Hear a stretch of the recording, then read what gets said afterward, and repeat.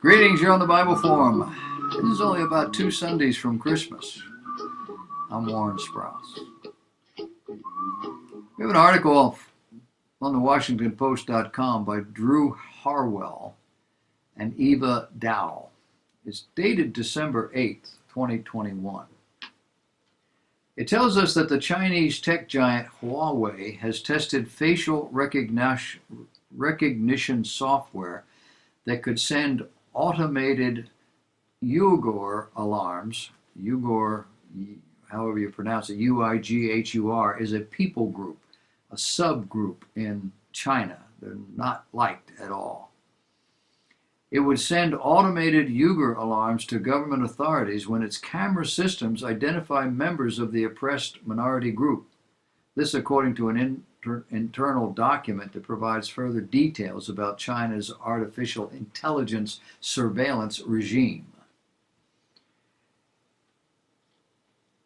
These Uyghurs are apparently not Chinese, or at least not enough Chinese.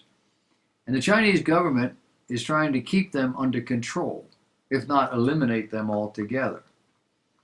A document signed by Huawei representatives discovered by the research organization IPVM and shared exclusively with the Washington Post shows that the telecommunications firm worked in 2018 with the facial recognition startup MEGV to test an artificial intelligence camera system that could scan faces in a crowd and estimate each person's age, gender, and ethnicity.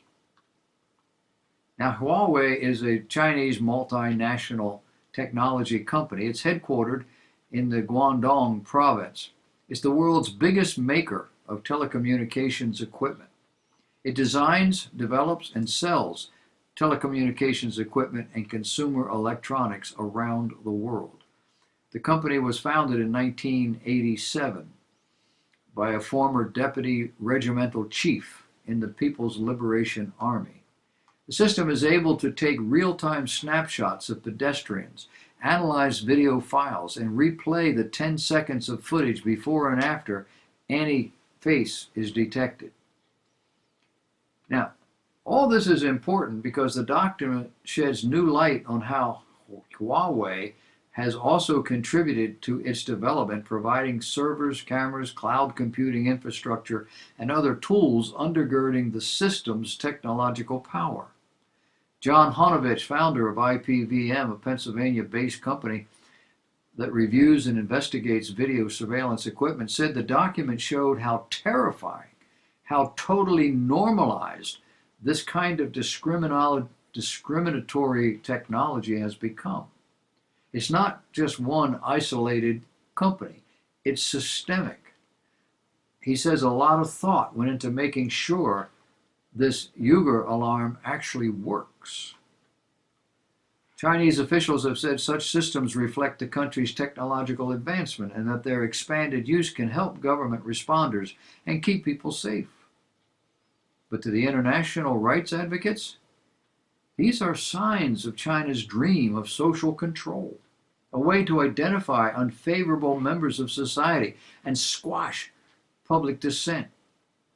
There's concern that China's surveillance ambition goes way beyond minority persecution. But the persecution of minorities is obviously not exclusive to China, and these systems would lend themselves quite well to countries that want to criminalize minorities. Here's how it works. The systems, trained on immense numbers of facial photos, can begin to detect certain patterns that might differentiate them. For example, differentiating the faces of Uyghur minorities from those of the Han majority in China.